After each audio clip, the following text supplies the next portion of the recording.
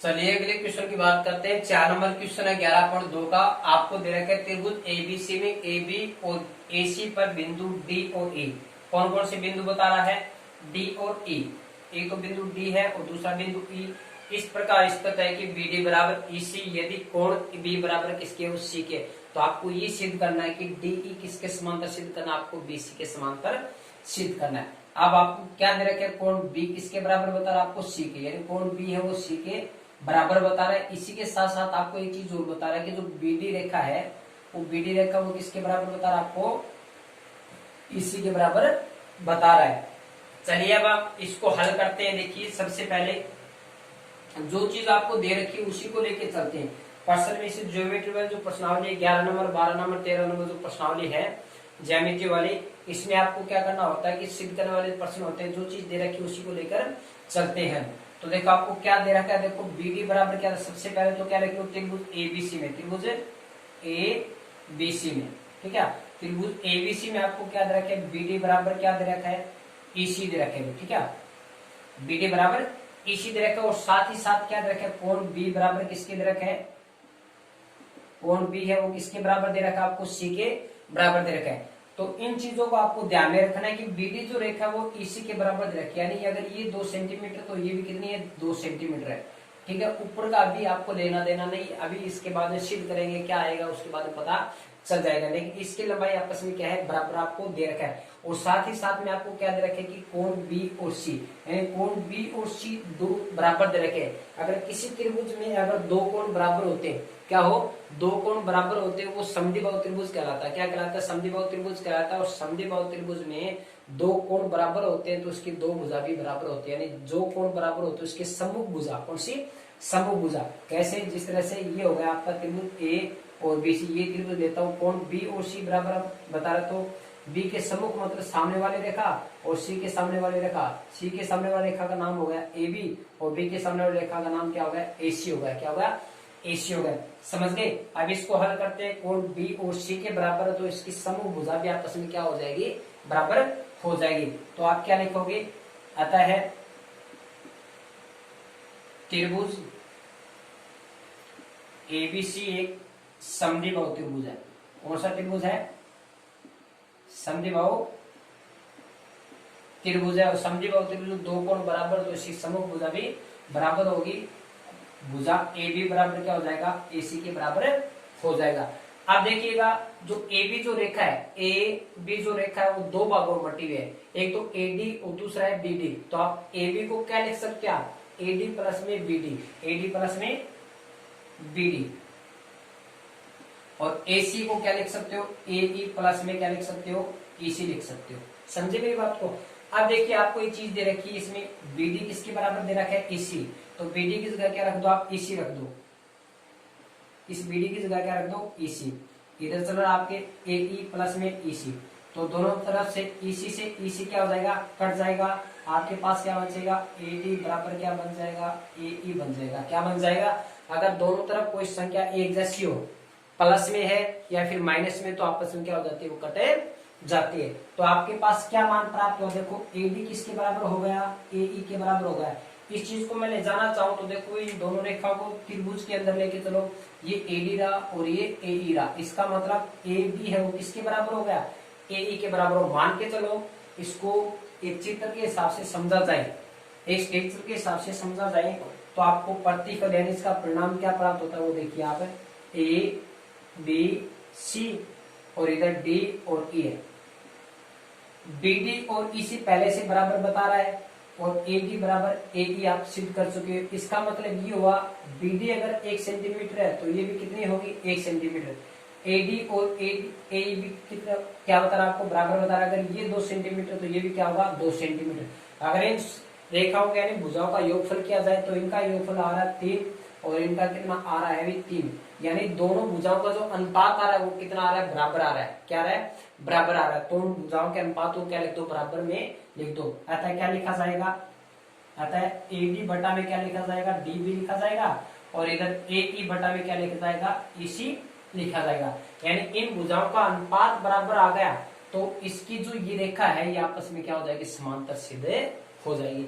और यही चीज आपको सिद्ध करनी थी, यानी इन भुजाओं का अनुपात बराबर है, तो ये रेखा क्या हो जाएगी, बराबर सीधे हो जाएगी। क्या हो जाएगी, भुजा क्या हो जाएगी, बराबर है, ये समांतर सीधे हो जाएगी। डी समांतर किसके हो जाएगा, बीसी के समांतर हो जाएगा। ठीक है, समझे मेरी बात को। इसको क्या लिखोगे आप, ये लिख दो परमेय 11.2 से, परमेय 11.2 से लिख दो, चाहे परमेय 11.1 के विलोम से, 11.1 के विलोम से। उम्मीद करता हूँ आपको अच्छी तरह से समझ में आ गया होगा ये क्वेश्चन अच्छी तरह से, बहुत बेसिकली एंड छोटा टर्म्स लेके आपको इसको बताया है। ठीक है, क्लियर, ये चीज है, इसको आप नोटबुक में उतार लेना, इसको करना है। आप देखिए अगर एक क्वेश्चन की बात करते हैं, क्वेश्चन नंबर 5 है, काफी अच्छा क्वेश्चन है, आने के चांस है। वैसे तो ये द्वार्षिक में आ भी चुका है एक समय में, 2017-18 की सत्र में आया था द्वार्षिक में। अभी आपको बता देता हूं, आपको दो चीज दे रखी है इस प्रश्न में, त्रिभुज है इसका एबीसी, और एबीसी में आपको दे रखे डीई जो रेखा वो बीसी के समांतर दे रखी।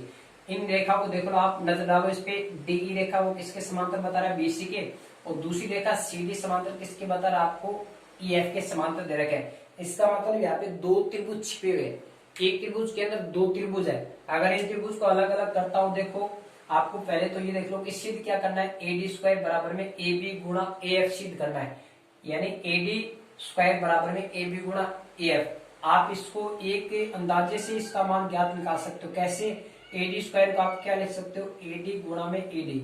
ये तो संभावित है कि यहाँ पे परमेय कौन सी लगनी है, थेल्स परमेय है, उसकी विलोम ही लगनी, इन दोनों में से कोई परमेय लगने वाली, ये इसका निश्चित है। ठीक है, तो निश्चित है तो या तो इसको अनुपातों के रूप में लिखा जाएगा, या फिर दूसरी बात ये आपको ये रेखा समांतर दे रखी, क्या दे रखी, समांतर दे रखी, इसका मतलब इसमें आपको अनुपात प्राप्त होगा, और ये चीज आपको दे रखी, इसका मतलब ये परमेय लगी कौन सी, 11.1 परमेय लगी। अगर एक रेखा उसमें समांतर दे रखी है तीसरी रेखा के, तो उन भुजाओं का अनुपात क्या होगा, बराबर होगा। इसका मतलब आपको रेखा समांतर दे रखी तो आपको भुजाओं का अनुपात प्राप्त होगा। आप एडी स्क्वायर को क्या ले सकते हो, एडी गुणा में एडी और ए बी गुणा में ए एफ। ये निश्चित है कि अगर अनुपातों में लिखा जाएगा, इनमें से एक एडी इधर कर दो, एक ए बी इधर लेके आ दो, तो देखो एडी बटा में ए बी होगा, और इधर ए एफ बटा में क्या होगा, एडी होगा। यानी इसको वापस अगर क्रॉस गुणा किया जाए, एडी का एडी स्क्वायर हो गया, ए बी को ए एफ से गुणा किया, ये प्राप्त हो गया। इसका मतलब इस चीज, ये इस तरह का अनुपात आपको निकालना है, इस तरह का अनुपात निकालोगे तभी क्या होगा, प्रूफ होगा, तभी क्या होगा, प्रूफ होगा। यहाँ से देखो एडी बटा में ए बी क्या बढ़ रहा है, देखो एडी बटा में ए बी, यानी बड़ी रेखा का अनुपात आ रहा है, क्या रहा है, बड़ी रेखा का ए बी आ रहा है, एक एडी आ रहा है और दूसरा क्या रहा है, ए बी। इधर ए एफ एडी आ रहा है, ए एफ एडी आ रहा है, यानी इस वाला जो सिस्टम है ए यू और ए सी ये नहीं आ रहा। इसका मतलब कहीं ना कहीं ये क्या है, कॉमन है, इसमें क्या है, कहीं ना कहीं ये कॉमन है। अब देखिए बात करता हूं मैं, स्टार्ट करते हैं इस क्वेश्चन को हल करने का। अब देखिए इसको क्या करेंगे, सबसे पहले जो चीज आपको दे रखी है वो लिखो। देखो त्रिभुज ए बी सी में, त्रिभुज ए बी सी में एक रेखा दे रखी है आपको, डीई समांतर किसकी दे रखा है, बीसी के। जो डीई जो रेखा है वो किसके समांतर दे रखी है, ये रही आपकी डीई और ये रही बीसी। ये रेखा जो समांतर दे रखी है, तो किस त्रिभुज की बात कर रहा है, देखो इस त्रिभुज को मैं अलग बना रहा हूं, ये हो गया बीसी और ये हो गया आपका डीई। इसका मतलब ऊपर बिंदु कौन सा है, ए बिंदु है। यानी इस त्रिभुज को अलग अलग करके करोगे तो बहुत आसान तरीके से होगा, बहुत ही आसान तरीके से होगा, ये मेरी 100% गारंटी है। अब देखिए डीई समांतर किसके है, डीई समांतर किसके है, बीसी की, यानी ये रेखा इसके समांतर, तो इन भुजाओं का अनुपात क्या होगा, बराबर होगा। यानी एडी बटा में डीबी हो जाएगा और ए बटा में ईसी हो जाएगा। बात तो यही है, लेकिन साथ ही साथ आपको क्या लेना है, यहाँ पे एक एडी के रूप में मान लेना है, एक ए बी लाना है और एक एफ लेना है। यानी ये निश्चित है कि यहाँ पे आपको एक ए बी लाना है, और ए बी तभी आएगा जब आपको बताया था जो 11.1 परमेय था उसका जो अनुपात किस तरह से लिख सकते हो, ये आपको समझ में रहना चाहिए, यानी आपको ये याद रहना चाहिए। अगर इन अनुपातों को लिखना चाहो तो इसके 3-4 तरीके हैं। ठीक है, कैसे आप इसको ये लिख सकते हो, एडी बटा में डीबी परमेय 11.1 से, और इसी 11.1 परमेय को और तरीका इसी लिख सकते हो आप, एडी बटा में डीबी और ए बटा में ईसी लिख दिया तो आप ये लिख सकते हो, इसको एडी बटा में ए बी लिख सकते हो। AD बटा में AB, क्योंकि भुजाओं का अनुपात क्या है, बराबर हो, भुजाओं का अनुपात कभी चेंज नहीं होता। और यहां से देखो AE बटा में क्या हो जाएगा, बड़ी वाली रेखा। और आप ये भी लिख सकते हो DB बटा में AB भी लिख सकते हो, DB बटा में AB, और इधर AC बटा में आप AC लिख सकते हो। इस प्रकार के अनुपातों में इसको लिखा जा सकता है। जैसा क्वेश्चन आपको हल करना है वैसा आपको लिखना पड़ेगा। तो आपको एक AB चाहिए, क्या चाहिए, एक AB चाहिए, और एक क्या चाहिए बताओ, AD। इसका मतलब आपको इसमें अनुपात कौन सा चूज करना पड़ेगा, कौन सा सिलेक्ट करना पड़ेगा, AD बटा में AB वाला सिलेक्ट करना पड़ेगा। कौन सा करना पड़ेगा, AD बटा में AB और AE बटा में AC वाला, ये सिलेक्ट करना पड़ेगा आपको अनुपात। समझ गए मेरी बात को। इसको मैं क्लीन कर देता हूं दो अनुपातों को, और ये चित्र आपको अगर इसको अलग करके देखना चाहो तो कर लो, ठीक है। आपको बता दिया गया इस चित्र को, दोबारा से रिपीट कर देता हूं। देखो कौन से त्रिभुज की बात कर रहा है, ये इधर BC और इधर आ गया आपका DE और इधर हो गया A, ठीक है। तो ये DE समांतर किसके है, BC के। तो आपको अनुपात AB बटा में AB लिखना है, AD बटा में AB। इधर AD तो इधर क्या आएगा, AE आएगा। अभी इधर AB लिखा गया तो इधर क्या लिखा जाएगा, AC लिखा जाएगा। यानी ये रेखा इसके समांतर है, तो ये भुजाओं का अनुपात क्या हो जाएगा, बराबर। यानी ये पर में कौन सी लग जाएगी, थेल्स पर में आधार को समानुपातिकता पर में क्या लग जाएगी, आधार को समानुपातिकता पर में इसमें लागू हो जाएगी। यानी आधारभूत समानुपातिकता पर में से, और इस थेल्स पर में लिखना तो थेल्स पर में भी लिखे सकते हो। ये समीकरण 1 हो गया, ये समीकरण 1 हो गया। अब दूसरा जो पॉइंट दे रखा है वो दे रखा आपको क्या दे रखा है, देखो CD समांतर किसके दे रखा है, EF। यानी CD समांतर दे रखा आपको EF दे रखा है। ये देखो ये रहा आपका CD और ये रहा EF। यानी ये जो CD है, जो अनुपात ये जो रेखा समांतर दे रखी है वो वाला चित्र ढूंढ लो आप। एक तो CD होना चाहिए, दूसरा क्या होना चाहिए, EF। ये रहा आपका CD, D और ये हो गया C। यानी इस रेखा की बात कर रहा है EF वाली। मेरी बात को समझ गए क्या। इसमें A पॉइंट है, A सीरियस है, वो क्या है, इसमें कॉमन है दोनों त्रिभुज में। समझ गए। तो इसमें क्या बोला, CD समांतर किसके है, ये CD किसके समांतर है, EF के समांतर है। जिस तरीके से इन अनुपातों को लिखा है आपने, उसी तरीके से इन अनुपातों को लिखना है आपको, ठीक है। तो देखो इसमें क्या लिखा था, AD बटा में AB लिखा था, तो इसमें क्या है, AF बटा में AD लिखा जाएगा। क्या लिखा जाएगा, AF बटा में AD, क्या लिखा जाएगा, AD। और इधर AE बटा में क्या लिखा जाएगा, AC। समीकरण 2। इसमें भी क्या लगा दो, थेल्स पर में। कौन सी पर में लगेगी, इसमें थेल्स पर में से। ये रेखा समांतर है तो इन भुजाओं का अनुपात क्या हो जाएगा, बराबर हो जाएगा। तो समीकरण 1 व 2 से देखो आपको क्या चीज फैक्टर है, एक एक्स्ट्रा फैक्टर है जो आपको क्या दिख रहा है, कॉमन दिख रहा है। इसके बराबर ये है और इसके बराबर ये, तो ये भी आपस में क्या हो जाएगा, बराबर हो जाएगा। क्या हो जाएगा, तो डायरेक्टली आप क्या लिख दो, समीकरण 1 व 2 से, समीकरण 1 व 2 से। अगर इस तरह से ये क्वेश्चन अगर आप कर देते हो, अगर 3 नंबर का अगर ये क्वेश्चन आता तो आपको कोई भी नंबर काटने वाला नहीं, आपका कोई भी नंबर नहीं काटने वाला है, ठीक है। आपको पूरे के पूरे 3 नंबर मिलेंगे, ठीक है। तो देखो समीकरण 1 व 2 से ये हो जाएगा आपका AD बटा में क्या हो जाएगा, AB हो जाएगा, और इधर है AF बटा में क्या हो जाएगा, AD हो जाएगा। समझिए मेरी बात को। और ये क्या चीज थी आपको सिद्ध करनी थी, तो इसमें देखो आपको क्या सिद्ध करना था, AD² बराबर में AF गुणा में AF सिद्ध करना था। यानी AD² बराबर AB गुणा में AF। तो यहाँ से क्या कर दो, क्रॉस गुणा कर दो। क्या कर दो, AD² को AD से गुणा करोगे तो क्या आएगा, देखो AD² हो गया। यानी x को x से गुणा करोगे x², तो AD को AD से गुणा किया AD², और बराबर में क्या आ जाएगा, AB गुणा में क्या हो जाएगा, AF। ये क्या हो जाएगा, सीधे हो जाएगा। इसको आप क्या लिख सकते हो, इतनी सीधे में लिख दो, ठीक है। तो वेस्ट की चीजें इसको क्लीन कर देता हूं। आप इसका स्क्रीनशॉट ले सकते हो आराम से, इसको डाउनलोड करके वीडियो को देख सकते हो आसानी से। और साथ ही साथ ये करना है कि आपको जैसे जैसे वीडियो देख रहे हो आप, तो आपके नोटबुक में साथ साथ उतारना है। नोटबुक में जैसे लिखे हुए तो आपको लिखी हुई चीजें ज्यादा याद रहती है, लिखी हुई चीज आपको ज्यादा याद रहेगी। अपने को ये याद रहेगा कि हमने इस पेज में ये चीज लिखी थी, ठीक है। तो रटी हुई चीज कभी भूल सकते हो, कभी भूल सकते हो, ठीक है।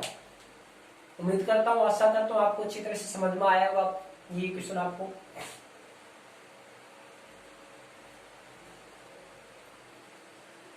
ठीक।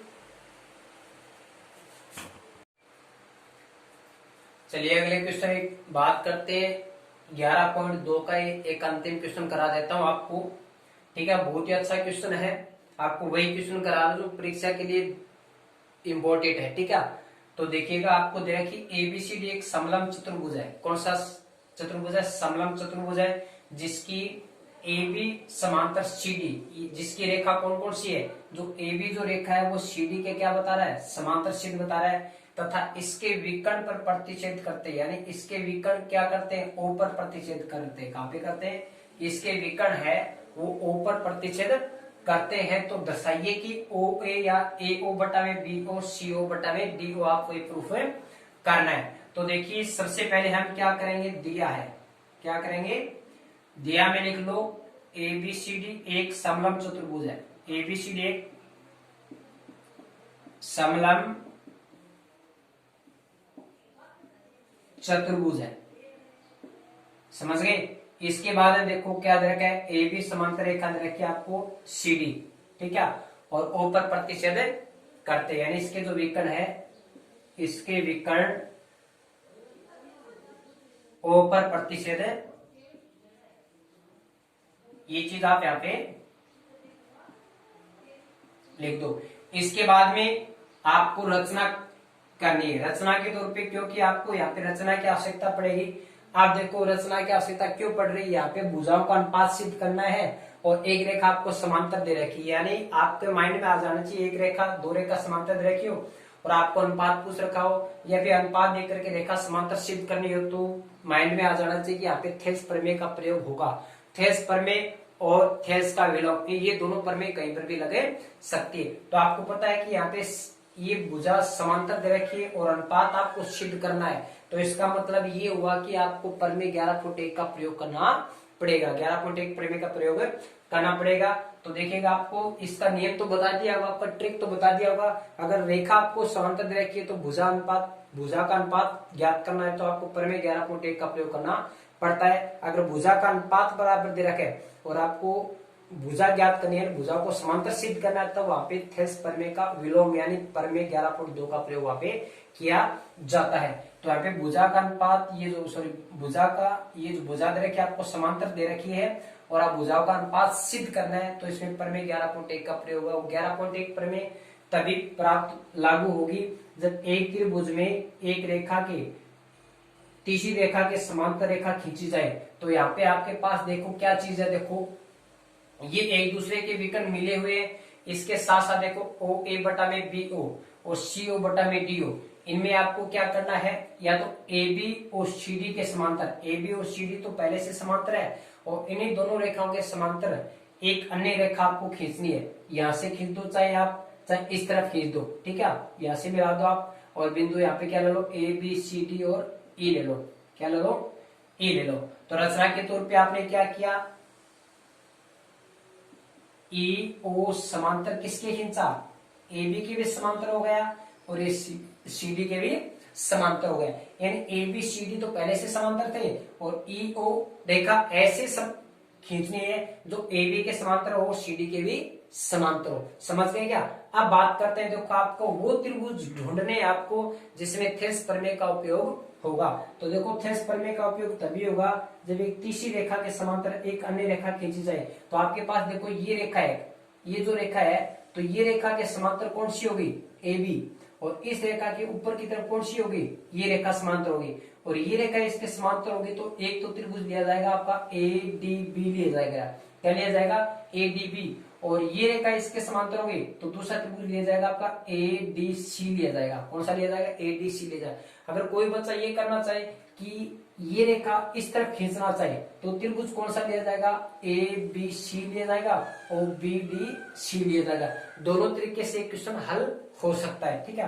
तो हम इस तरह से हल करते हैं, ये E और रेखा किसके समांतर है, AB के समांतर है। तो देखो त्रिभुज सबसे पहले ये लिख लो, EO समांतर है किसके, AB के। तो ये रेखा ई ओ समांतर ए बी के, तो इसका मतलब ये निश्चित हो जाएगा कि आपको त्रिभुज कौन सा लेना है। ये रेखा इसके समांतर, तो आपको त्रिभुज कौन सा लेना पड़ेगा, ए डी बी लेना पड़ेगा। कौन सा लेना पड़ेगा, त्रिभुज ए डी बी में। और ये रेखा इसके समांतर है, तो इसका एक त्रिभुज बना देता हूं मैं। क्या बना लेता हूँ, एक त्रिभुज बना देता हूँ। ये ई ओ हो गया, ये रफ्कारी है पीछे, ठीक है। और इधर आपका बिंदु डी हो गया, यहाँ पे बिंदु ए हो गया और यहाँ पे बिंदु बी हो गया। तो आपको बता दिया अगर ये रेखा इसके समांतर है तो इन भुजाओं का अनुपात क्या होगा, बराबर होगा। भुजाओं का अनुपात क्या होगा, बराबर। मतलब डी ई बटा में ए ई हो जाएगा। क्या आ जाएगा, डी ई बटा में ई ए, डी ई बटा में ई ए कर दो, चाहे ए ई कर दो। अब आगे कौन सा अनुपात होगा, ओ डी बटा में ओ बी हो जाएगा। ओ डी बटा में लिख दो, चाहे डी ओ लिख दो, एक ही बात है। डी ओ बटा में क्या हो जाएगा, डी ओ हो जाएगा। ये समीकरण एक दे दो। और इसमें पर में कौन सी लग जाएगी, देखो एक रेखा दूसरी रेखा के समांतर है तो उन भुजाओं का अनुपात बराबर, तो इसमें पर में लग जाएगी कौन सी, 11.1, यानी थेल्स पर में से। कौन सी पर में से, थेल्स से पर में से। यहाँ पे लिख देता हूं मैं, थेल्स पर में से, ठीक है। ये वेस्ट की चीज आपको मिटा देता हूं, देखो। इसके बाद में बात करते हैं दूसरा जो त्रिभुज लिया जाएगा।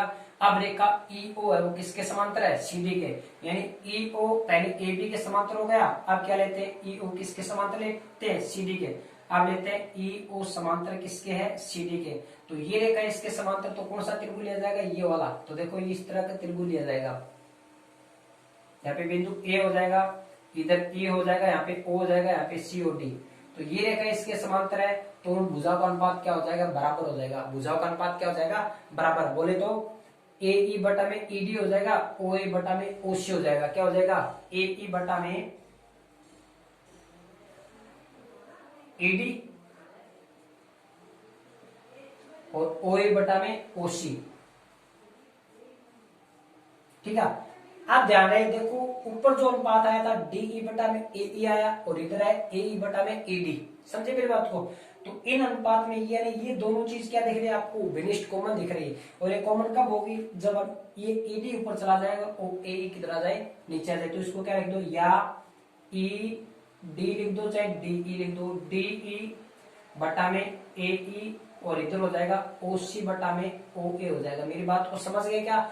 अनुपात होता है ना, वो चेंज दोनों तरफ एक साथ होता है। इधर वाला लेफ्ट वाला ऊपर जा रहा है, हंस और हर ऊपर जा रहे हैं, तो राइट वाला भी भिन्न चेंज होगा, ठीक है। तो आप ये लिख सकते हो डी ई बटा में ए ई और ओ सी बटा में ओ ए, ठीक है। ये समीकरण 2 हो गया। और आप इसको क्या लिख दो, थेल्स पर में से। कौन सी पर में से, थेल्स पर में से। तो आपको ये प्राप्त हो गया। आप देखो समीकरण 1 और 2 में आपको क्या दिख रहा है, कॉमन फैक्टर दिख रहा है। क्या दिख रहा है, कॉमन फैक्टर दिख रहा है। देखो कौन सा दिख रहा है, अभी बता देता हूं आपको। ये थोड़ा सा यहाँ पे लिख देता हूं मैं। इसमें देखो क्या क्या चीज कॉमन है। ये देखो डी ई बटा में ए ई, और इधर भी आपके पास क्या है, डी ई बटा में ए ई, यानी इसके बराबर ये और इसके बराबर ये। तो ये भी आपस में क्या हो जाएगा, बराबर। समीकरण 1 व 2 से, समीकरण 1 व 2 से, समीकरण 1 व 2 से। तो ओडी बटा में ओबी हो जाएगा, ओसी बटा में ओए हो जाएगा। समझ गए। अब मिलाना है कि वो चीज देखनी है जो आपको सिद्ध करना था। ओ ए बटा में ए बी, यानी ए बी इस तरफ होना चाहिए, सी डी उस तरफ होना चाहिए। ये तो कहना चाहता है, यानी ए बी इस तरफ होना चाहिए और सी डी इस तरफ होना चाहिए। तो आपके पास बी तो है, तो अब ए इस तरफ आ जाएगा, ओ डी किधर चला जाएगा, इधर आ जाएगा। ये आ जाएगा ओ ए बटा में ओ बी है पहले से, और ओ डी कहां पे आ जाएगा, ओ ए के स्थान पे आ जाएगा। मेरी बात को समझ गए क्या। कोई सोच रहा है कि सर जी ऐसे कैसे कर दोगे, आप इसको इधर लेंगे, आप इसको लेंगे, आप इसको क्यों नहीं लेंगे, क्योंकि आपको इधर ओबी चाहिए, इधर ओसी चाहिए। दूसरी बात आपको बता देता हूँ, एक अनुपात के बारे में विशेष जानकारी बता देता हूँ आपको। अनुपात जो बढ़ते हैं वो गुणांकों में बढ़ते हैं। पहली बात तो ये, जैसे आपके पास 1 रुपये है और दूसरे व्यक्ति के पास कितना रुपये, 2 रुपये। अगर आपके पास 2 रुपये हो जाते हैं तो आपके पास 3 रुपया नहीं होगा, आपके पास कितना रुपया हो जाएगा, 4 रुपये हो जाएगा। हमेशा अनुपात बढ़ते हैं गुणांकों में बढ़ते हैं, यानी गुणज में बढ़ते हैं। किससे बढ़ेंगे, गुणज में। यानी एक अगर संख्या दोनों का अनुपात, पहले वाला अनुपात देख लिया जाता है। जिस तरह से ये जो 2 रुपया है और इसके पास क्या है, 1 रुपये। इसका मतलब ये नहीं कि इसके पास इससे 1 रुपया ज्यादा है, 1 रुपया ज्यादा नहीं है, इसके पास जो रुपया है वो पहले से 2 गुना है। मेरी बात को समझे क्या? ज्यादा नहीं होता, इसमें क्या होता है, दुगुना होता है, ये ना गुणांकों में होता है। किसमें होता है? गुणांकों में। जैसे इसके पास 2 रुपए तो ये पहले का दुगुना है, इसके पास 4 रुपए तो ये क्या है, पहले का दुगुना। 2 का दुगुना कितना हो गया? 4 हो गए। अगर इसके पास 4 रुपए हो जाएंगे तो इसके पास कितना हो जाएगा? 8 रुपए हो जाएंगे। अगर इसको काटा जाता है 2 एकम 2, 2 दूनी 4, 4 एकम 4, 4 दूनी 8, यानी अगर उस अनुपातों को काट दिया जाए तो पहले वाला अनुपात आना चाहिए। पहली बात तो ये है अनुपात की विशेष पहचान। दूसरी बात और बता दे तो इसकी विशेषता क्या होती है? अनुपात जो होते हैं उनको कैसे लिखा जा सकता है और कैसे बदला जा सकता है। आपके पास 2:3 है तो इसको भिन्नों के रूप में लिखा जाता है 2/3। कैसे लिखा जाता है? 2/3। इसी के साथ एक बात और बता देता हूं आपको, देखो जैसे 2/3 है और बराबर में 5/4 है, तो इसमें क्या होता है, जो कहते हैं कि इसका क्रॉस गुणा है। क्रॉस गुणा तो आपको पता है कि इसका क्रॉस गुणा होगा, 4 दूनी 8 हो जाएगा और 5 तिया 15 हो जाएगा। अब ये बताओ क्रॉस गुणा इनका ही और इनका ही क्यों हुआ, इनका क्यों नहीं हुआ? बात बनती ना, बात स्वाद तो बनता भी कि इनका गुणा क्यों नहीं है और इनका गुणा क्यों नहीं हुआ। हमेशा आपको बता देता हूं, अगर बीच में ये बराबर का निशान होता है, इसमें जो अनुपात होते हैं भिन्न होती है, उनका क्रॉस गुणा किया जाता है। और क्रॉस गुणा किया जाता है तो इसका मतलब है कि वो क्रॉस एक दूसरे के पास जा सकता है, वो अपनी जगह चेंज कर सकता है, तो देखो ये इसके पास जा सकता है और ये इसके जगह आ सकता है और ये इसके जगह और ये इसकी जगह आ सकता है, लेकिन ये आपस में जगह चेंज नहीं करेगा। समझे मेरी बात को? ये क्रॉस गुणा ही होता है, वो क्रॉस गुणा होता है, उसी के हिसाब से क्या होता है, अपने जगह चेंज कर सकता है। और वही आधार ये था, ठीक है। अगर आपको ये कह दिया जाए कि 2/5 को इधर 3/4, तो आप इस अनुपात को चेंज कर सकते हो। कैसे? आप इसको लिख दोगे 5/2 तो 4/3, इधर 5 ऊपर चला गया, 2 नीचे आ गया, इधर 4 ऊपर चला गया, 3 नीचे आ गया, तो ये क्या माना जाएगा? सही माना जाएगा। यानी इसको आप ऐसे चेंज कर सकते हो, तो अनुपात को ऐसे चेंज कर सकते हो और क्रॉस गुणा कर सकते हो, क्रॉस इसका एक्सचेंज कर सकते हो। वही चीज यहाँ पे हुई थी, AE बटा में ED, OA बटा में OC, तो आप ये चीज ऊपर ले जाओ, ये नीचे ले जाओ, ये ऊपर ये नीचे, तो ये चीज क्या हो गई, दोनों फैक्टर क्या हो गए, समान हो गए। और समान होने के कारण इन दोनों समीकरण क्या कर दिया, बराबर रख दिया। और यहाँ पे आपको किस चीज की आवश्यकता, कौन सा मान किस तरफ चाहिए, उसके हिसाब से आप चेंज कर सकते हो, ठीक है। तो OA OB तो एक तरफ चाहिए, और CO और OD एक तरफ चाहिए, तो ये क्या होगा, आपका क्वेश्चन क्या हो गया, सीधे हो चुका है। उम्मीद करता हूं आपको अच्छी तरह से समझ में आया होगा। आपको शॉर्ट तरीके से, एक शॉर्ट तरीके से आपको बताया है, बेसिक से बेसिक आपको इस चीज में इस क्वेश्चन आपको बताया है।